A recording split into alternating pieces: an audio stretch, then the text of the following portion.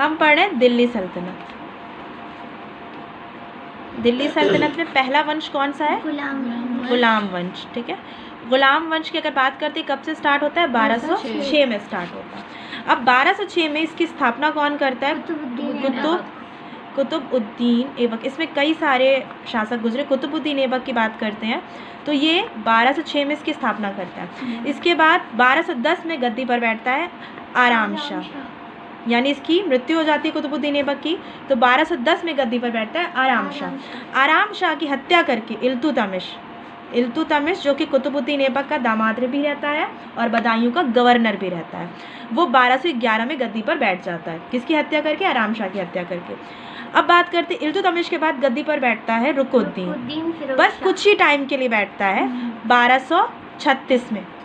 जब 1236 में इल्तुतमिश की मृत्यु हो जाती है तो रुकुद्दीन गद्दी पर बैठता है। रुकुद्दीन के बाद गद्दी पर बैठती है रज़िया सुल्तान। ये कब बैठती है? ये भी 1236 में ही बैठती है।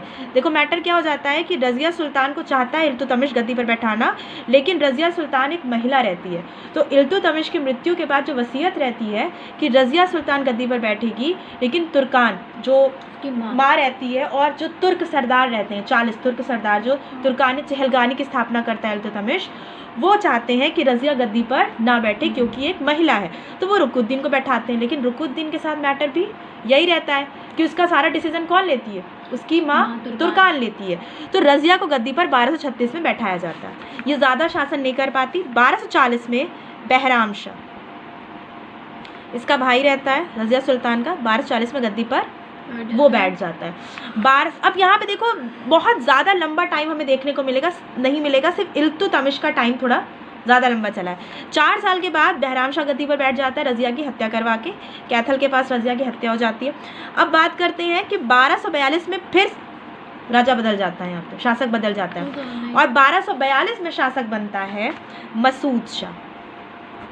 ठीक, मसूद शाह बहराम शाह की हत्या करके गद्दी पर बैठ जाता है। मसूद शाह भी जो रहता है ये तुर्क रहता है और ये भी अमीर रहता है। ठीक, और यहाँ पे ये बहराम शाह की हत्या करके गद्दी पर बैठ जाता है। अब यहाँ पे एंट्री होती है बलबन की। बलबन कौन रहता है? गयासुद्दीन बलबन। गयासुद्दीन बलबन इल्तुतमिश का गुलाम रहता है। इल्तुतमिश का क्या रहता है? गुलाम रहता है। और रज़िया के टाइम में ये अमीर आखुर भी रहता है। अमीर आखुर कौन रहता है? याकूत भी रहता है। कौन याकूत? जिससे रज़िया के संबंध रहते हैं। ठीक, और हाँ, वो अमीर आखुर वो भी रहता है। अच्छा। और अमीर आखुर बलबन भी रहता है। तो अब मसूद शाह इल्तुतमिश का गुलाम बलबन रहता है। तो 1242 में मसूद शाह गद्दी पर बैठ जाता है बहराम शाह की हत्या करके। अब मैं बात कर रही हूँ यहाँ पे 4 साल के बाद ही फिर 1246 में सत्ता बदलती है और यहाँ पे नसीरुद्दीन बैठता है। नसीरुद्दीन गद्दी पर बैठता है और इसे गद्दी पर बैठाने में सबसे बड़ा रोल किसका होता है? बलबन का। किसका रोल होता है? बलबन का। बलबन क्या करता है? नसीरुद्दीन से अपनी बेटी का विवाह कर देता है और 1266 में जब नसीरुद्दीन की मृत्यु हो जाती है तो बलबन खुद गद्दी पर बैठ जाता है। बलबन खुद गद्दी पर बैठ जाता है जिसका नाम रहता है गयासुद्दीन बलबन।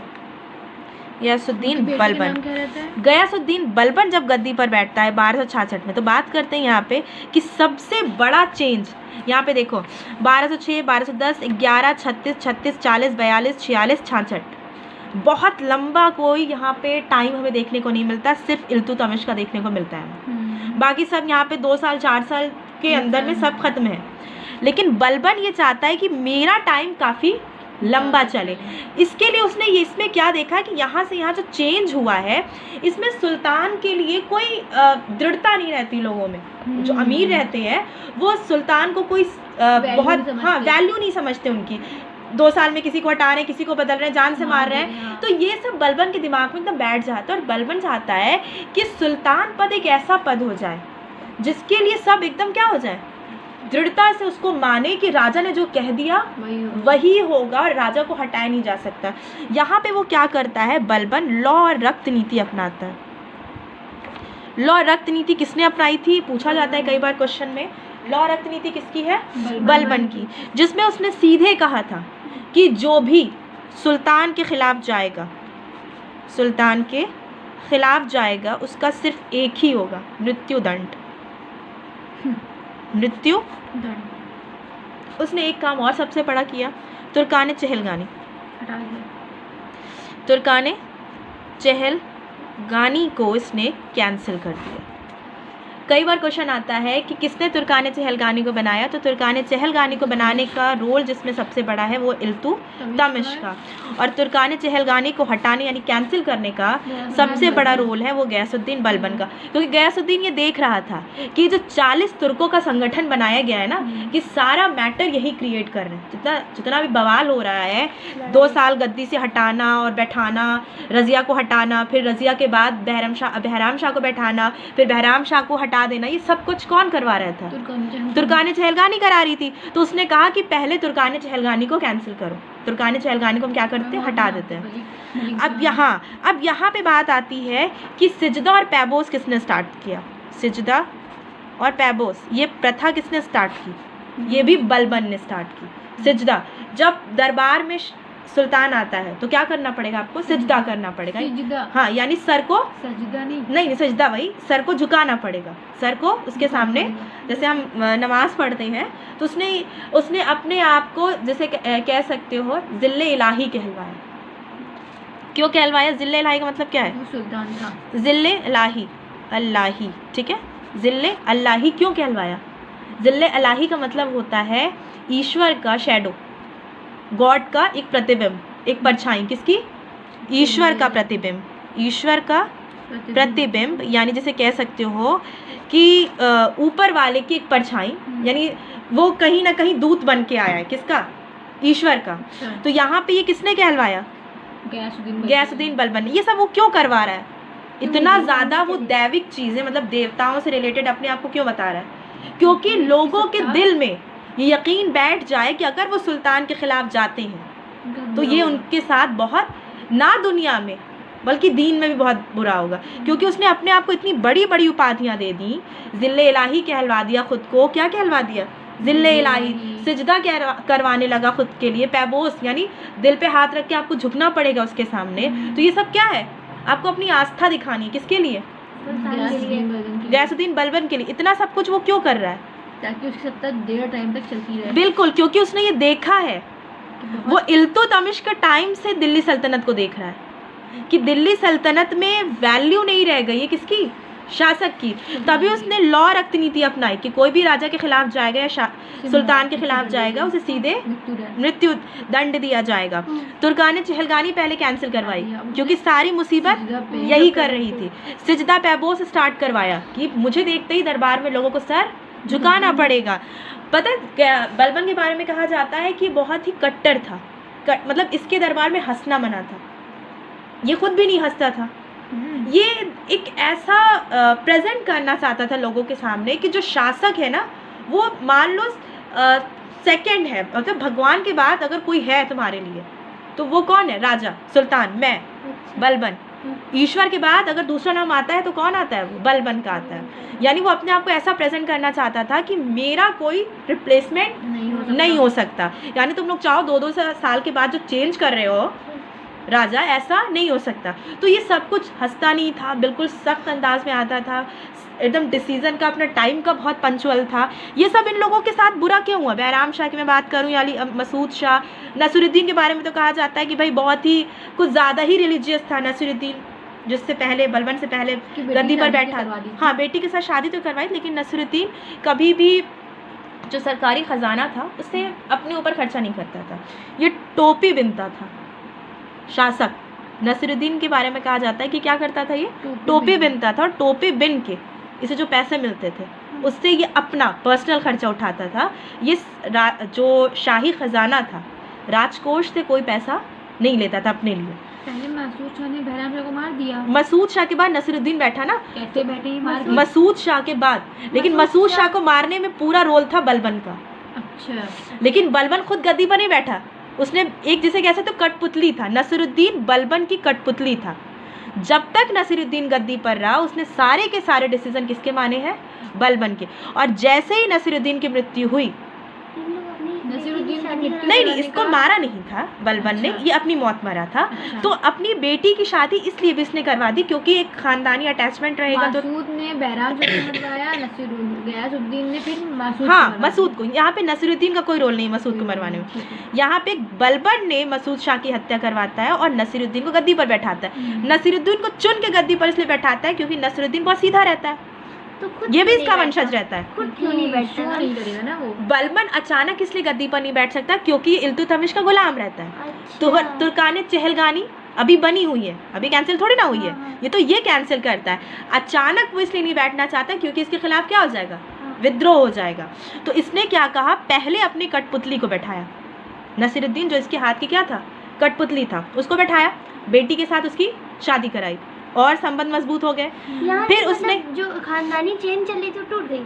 यहाँ पे चेंज की मैं बात करती हूँ, बहराम शाह के बाद मसूद शाह बैठता है, ये भी इसका रिलेटिव ही रहता है। अच्छा। चचेरे खलेरे भाइयों का जो एक सर्कल रहता है, हाँ। यहाँ पे चेन टूटती है। मसूद ने बहराम को मार यहाँ पे दिया था। गयासुद्दीन बलबन से चेन टूटती है यहाँ पे, क्योंकि बलबन जो रहता है वो कोई रिलेटिव नहीं रहता, और नसीरुद्दीन भी नहीं रहता। नसीरुद्दीन इनका रिलेटिव रहता है। अच्छा। नसीरुद्दीन शाह जो रहता है इनका रिलेटिव रहता है। तो चुन के नसीरुद्दीन को इसलिए बैठाता है गद्दी पर क्योंकि ये रिलेटिव के साथ साथ सबसे सीधा रहता है। इसमें कोई, मैंने कहा ना, छल कपट नहीं रहता। ये खुद बहुत रिलीजियस बंदा रहता है, कुरान नमाज हदीस में रहने वाला रहता है, टोपियाँ बिन बिन के अपनी ज़िंदगी गुजारता है। तो बलबन को लगता है इससे अच्छा कोई नहीं है, इसको बैठाता हूँ गद्दी पर और मैं जो कहूँगा ये वो करेगा। तो धीरे धीरे नसीरुद्दीन नसीरुद्दीन जो 1246 से लेके 1266 तक, इतने टाइम में बलबन ने अपनी स्थिति बहुत मजबूत कर ली दरबार में कि अब इसका कोई रिप्लेसमेंट नहीं। हो ही नहीं सकता। जैसे ही नसीरुद्दीन की मृत्यु होती है तुरंत बलबन गद्दी पर बैठ जाता है। मैम ये तो बूढ़े हो गए होंगे 20 साल में। उस टाइम की अगर मैं बात करूँ तो शादियाँ होती थी बेटा, वो बहुत कम एज में होती थी। आप आजकल की तरह 28 साल या 30 साल में शादियाँ नहीं होती थी, 14 साल 12 साल में 13 साल में शादियाँ हो जाती थी। इल्तुतमिश के गुलाम तो बहुत कितनी ज़्यादा गैप देखो तुम, मैं बात करी इल्तुतमिश का, तो गुलाम क्या होते हैं, कोई 30 साल 40 साल खरीदा जाता है, हाँ। 8 साल 9 साल 12 साल 10 साल इसके गुलाम होते हैं। वहाँ से लेके यहाँ तक कोई बहुत लंबा टाइम नहीं रहा, बहुत ज़्यादा टाइम गैप नहीं है, 30 साल के तकलीफों में- लेकिन काफ़ी अच्छी एज में बैठा चालीस वो चालीस की गद्दी में। अगर मैं 30 बात, साल। लेकिन पूछा जाता है कि सबसे ज़्यादा उम्र में, ये क्वेश्चन जैसे इसने पूछा ताइफा ने, सबसे ज़्यादा एज का कौन शासक रहा है, तो बलबन रहा। हाँ बलबन। सबसे ज़्यादा उम्र में गद्दी पर कौन बैठा, बलबन। बलबन बैठा। लेकिन बलबन के बाद बलबन का बेटा उस तरह से सही से रूल नहीं कर पाता है, और कहीं ना कहीं जो ये सब कुछ रहता है, बलबन भी टूटता है। अपनी मंगोल जब आक्रमण करते हैं उसके एक बेटे की मृत्यु हो जाती है, जिसके बाद बलबन बहुत बुरी तरह से, जैसे इमोशनल डैमेज बहुत खतरनाक होता है उसका, और बलबन वहीं से टूटना शुरू कर देता है। जैसे मैं बात करूं कि नसीरुद्दीन और औरंगज़ेब के बारे में एक चीज़ कही जाती है कि नसीरुद्दीन ने भी कभी सरकारी कोष से कोई पैसा अपने पर वेस्ट नहीं किया, और औरंगज़ेब ने भी नहीं किया। औरंगज़ेब के बारे में तुम जानती होगी कि वो कुरान को लिखता था और उसको हदिया करता था, और उससे जो भी पैसा आता था उसी से वो अपना घर चलाता था, मतलब अपना पर्सनल खर्चा करता था। कुरान था वो। हाँ, वो हाफिज़ कुरान था। उसके बारे में और भी बहुत कुछ कहा जाता है कि वो सितार भी बहुत अच्छा बजाता था, सॉरी वीणा वो बहुत अच्छी बजाता था। हाँ, लेकिन उसका जो एक स्टार्टिंग से मैं कहूँ बचपन से उसका जो एक माहौल रहा वो काफ़ी दीनी रहा, और वो धीरे धीरे कट्टर बनता चला गया। जिस सर्कल में वो रहा, वो सर्कल उसको धीरे धीरे क्या बनाता चला गया, कट्टर। उस दिमाग बचपन से ही बहुत ज़्यादा शातिर था। तभी तो अपने भाई की हत्या करने के बाद वो गद्दी पर बैठता है, अपने 3 भाई मारने के। औरंगजेब की मुलाकात किससे हुई? नहीं, मुलाकात की मैं बात नहीं करी, कहाँ औरंगज़ेब 1707 कहाँ जिसकी मारा मृत्यु हुई, और कहाँ मैं एक हिस्ट्री इतिहासकार कहते हैं कि जो इसने राजकोष से कभी पैसा नहीं खर्चा किया, उसी तरह औरंगज़ेब ने भी अपनी। तो गयासुद्दीन की क्या और क्या बता रही थी आप? मैंने कहा गयासुद्दीन ने यहाँ पे जो तुम्हारे चैप्टर में है, जो हाँ। चैप्टर में सबसे इम्पोर्टेंट चीज़ है कि दैवीय शक्ति उसने खुद को क्यों बताया, मतलब अच्छा। देवता बता दिया, जिल्ले इलाही कह दिया। जिल्ले इलाही कौन कह रहा है खुद को? गयासुद्दीन बलबन। क्यों कह रहा है? ईश्वर का प्रतिबिंब बता रहा है खुद को कि मैं शैडो हूँ। किसका? गॉड का शैडो हूँ, ईश्वर का शैडो हूँ। ये सब वो क्यों कह रहा है? इतना मतलब सब कुछ अपने लिए क्यों रच रहा है वो इतना? क्योंकि उसकी सत्ता ज़्यादा टाइम तक हाँ चलती है। बिल्कुल, और कि वो विश्वास शासन बना करता रहे। है। हाँ, वो हंस नहीं रहा, वो एकदम सख्ती से आ रहा है। ये सब क्यों कर रहा है? ताकि उसका जो एक स्थापत्य है, यानी जो उसकी स्थिति है वो मजबूत रहे, कि जो उसकी स्थिरता है दिमाग में, दिलों में लोगों की बैठी रहे कि राजा यही है और इसका विद्रोह करना दुनिया में तो खिलाफ है ही है। लॉ रक्त नीति, जिल्ले इलाही है, तो हम ऊपर भी नहीं बचेंगे, क्योंकि भाई क्या है ये, भगवान का प्रतिबिंब है, शैडो। तो दुनिया तो में तो छोड़ ही दो, उसने लॉ रक्त नीति, इतना मतलब माइंडेड इंसान था, उसने यहाँ पे माइंड गेम खेला गयासुद्दीन बलबन ने। पहले उसने तुर्काने चहलगानी को कैंसिल कराया, फिर उसने क्या किया, लॉ रक्त नीति अपनाई कि अगर दुनिया में तुम मेरे खिलाफ जाते हो तो जान से हाथ धो बैठोगे। और उसके बाद उसने क्या कहा, ईश्वर का प्रतिबिंब जिल्ले इलाही, खुद को क्या कहा, जिल्ले इलाही, कि अगर तुम मुझे यहाँ पे मतलब मार देते हो या मुझे हटा देते हो तो ऊपर भगवान भी तुमको बख्शेगा नहीं। क्यों? क्योंकि मैं ईश्वर का प्रतिबिंब हूँ। तो ना दीन में ना दुनिया में मेरे खिलाफ अगर गए तो ना यहाँ के होगे ना वहाँ के। डर बैठ गया और लोगों ने बलबन का विद्रोह नहीं किया।